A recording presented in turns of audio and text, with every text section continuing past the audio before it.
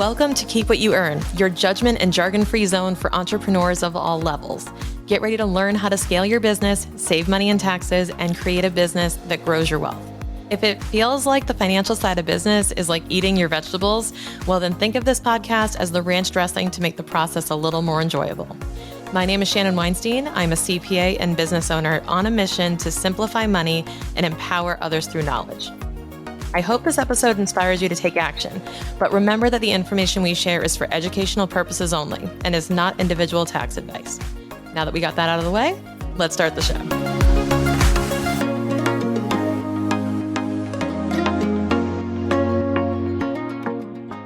In recent years, we've seen a rise in the number of online businesses popping up and thus the number of businesses offering some type of digital product.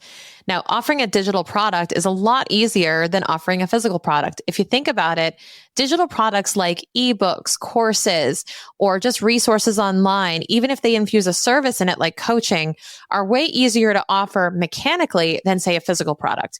And I know my physical product business owners would agree with me. And that when it comes to offering a physical product, there's a lot that goes into it. There's a lot of sourcing. There's a lot of lead times. There's a lot of supply chain issues. But when it comes to offering a digital product, it's a lot easier. It's as simple as create it, put it out there, market it, and sell it. And I know it's not as easy as all those steps, and it's actually really challenging. But when it comes to fulfillment, it is a bit easier. And with that comes the increase in the number of businesses that are offering some type of digital product, even if their core offer is a core service or a product.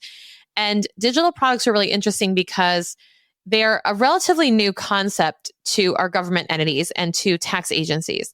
So I want to kind of explain how tax agencies work in a sense and how the sales of digital products can affect you when it comes to your business and taxes. Now, again, as I always disclaim in this show, it's not individual tax advice. There are unique aspects, unique nuances to everybody and to every business. But I want to make you aware of things like this because it could affect you and you may not be aware of it. So when it comes to digital products, I want you to understand that our tax agencies, for the most part, our government overall in the United States, is a bit behind when it comes to understanding how people are making money. Case in point, there's this code called the NAICS code, NAICS. Don't ask me to spell out every piece of the acronym, but it's like a North American industry code, okay? And what this does is it tells the IRS or whoever the agency is, what type of industry you're in, what type of service you provide or product you provide. And I will say this is a quite outdated list of options, down to a lot of industrial type work, but not very much digital work.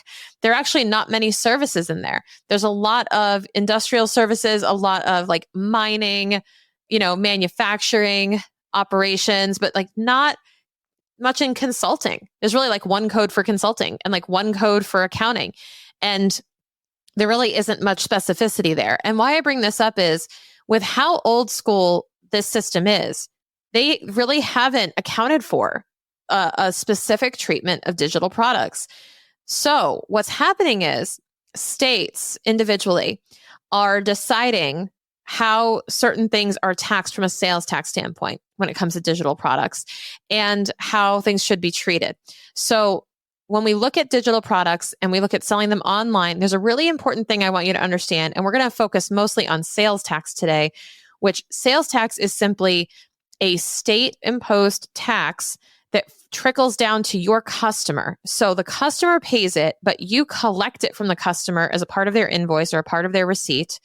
And then you pay those taxes to the state on a monthly, quarterly, sometimes annual basis. And your responsibility is simply to be a parking lot for that sales tax because the customer is going to pay it and then you pass it along to the government entity. So it is really simple. It's just operationally kind of annoying. And it shouldn't cost you anything really besides the cost to actually file those items and the time it takes to file and remit and pay the sales tax.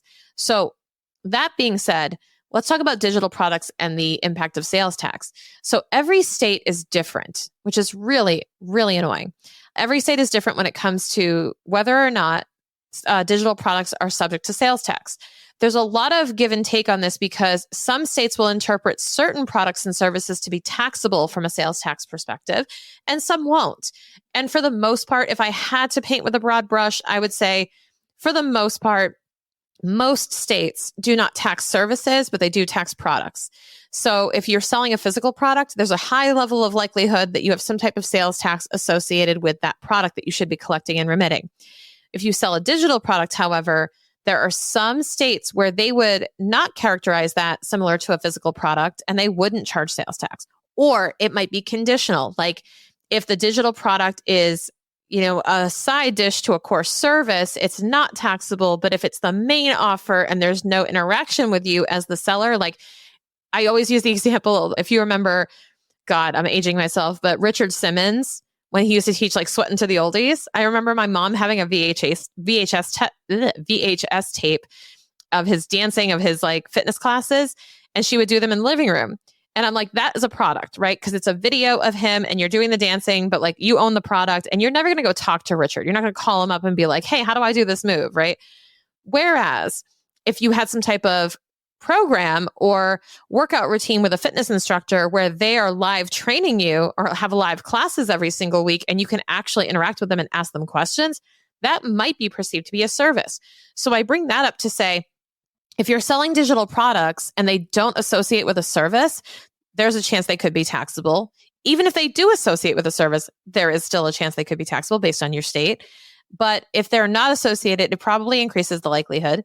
But also, you want to be looking at your state's rules around sales tax, because if you should be collecting and remitting those sales taxes and you're not, then there can be certain penalties. There can be, back taxes you may have to pay for the sales. There's all these possibilities of how states can come after you for those unpaid taxes. And it really is your customer's responsibility, as I've mentioned, but it is your responsibility to collect them.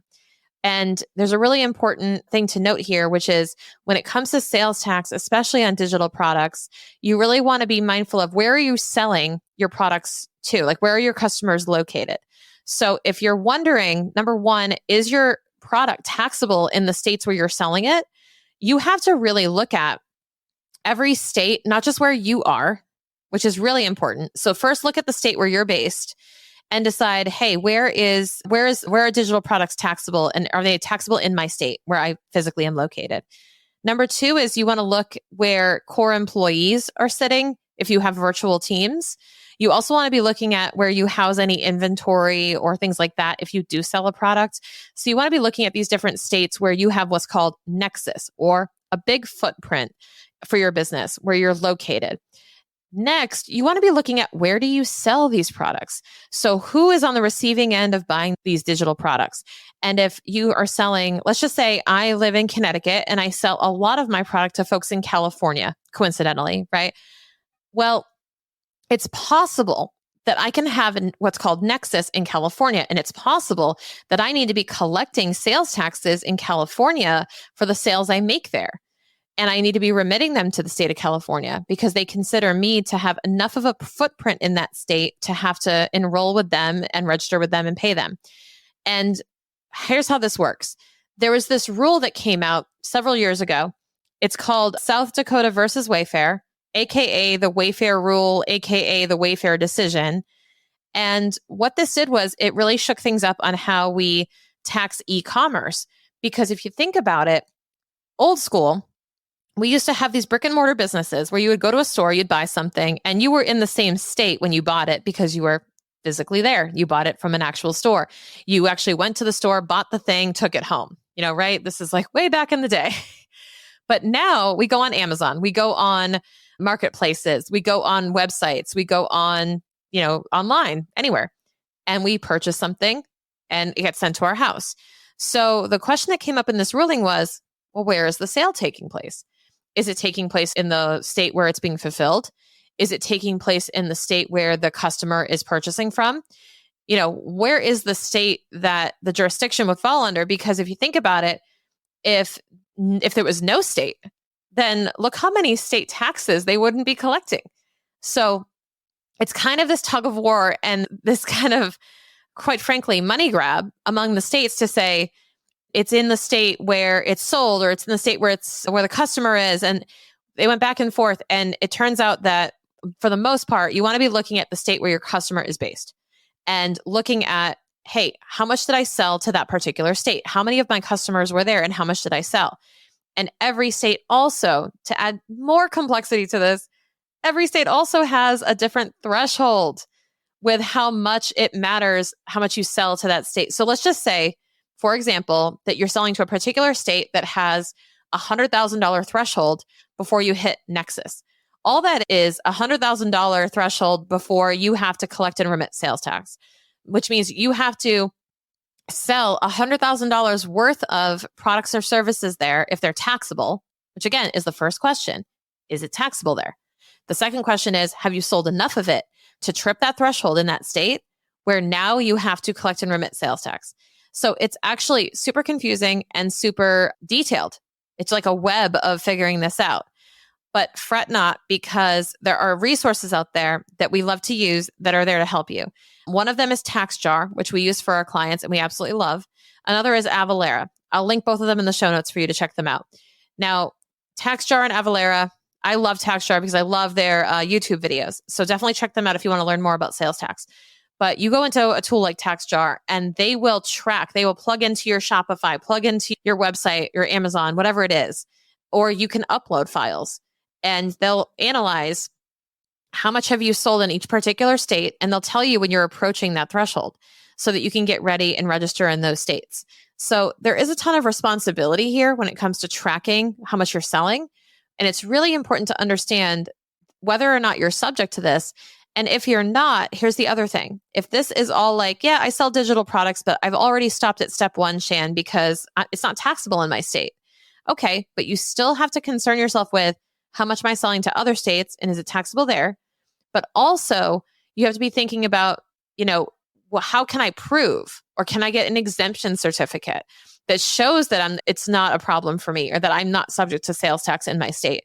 You want to make sure that you're concluding that really clearly, ideally with something called an exemption certificate, which basically is a get out of jail free card where you can say, hey, the state already told me that I'm exempt from these. I don't have to be collecting and remitting these.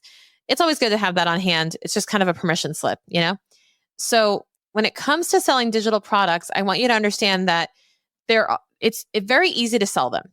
Don't get me wrong, but it can be very confusing to navigate the sales tax rules if you're selling state to state, because even though it's really easy to online, it is really tricky from a tax standpoint. So I would encourage you, if you're selling across state lines online, any type of digital product or even services or anything, make sure you're researching the sales tax laws to make sure you're in compliance, and work with your tax professional to make sure that you've got all your, I's dotted and T's crossed when it comes to compliance. And if you have any doubts, feel free to work with the states. Let them know. Say, hey, I think I need to be collecting and remitting. Can you confirm that with me? Can we work together to figure out how to get this implemented for my business? They're in the best interest of helping you. So don't worry about getting in trouble. Just worry about doing things the right way and educating yourself on what your requirements are.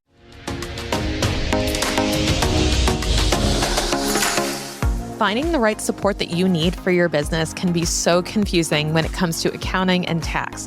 Sometimes it seems like you can't find a CPA or a tax pro who actually understands your business, or they charge way too much for what you actually need. I've seen this for so many entrepreneurs. They are in a bad relationship with their accountant because they don't know what to look for. It is not your fault. So I created a perfect guide for you that is totally free. It's called the Money Pro Matchmaker, and it will teach you what your pro should be doing, questions you can use to interview them to find the right person for you, and a guide to evaluate them so you know you're getting what you pay for. Do not get stuck or screwed with the wrong accountant. Download the guide now at moneypromatchmaker.com.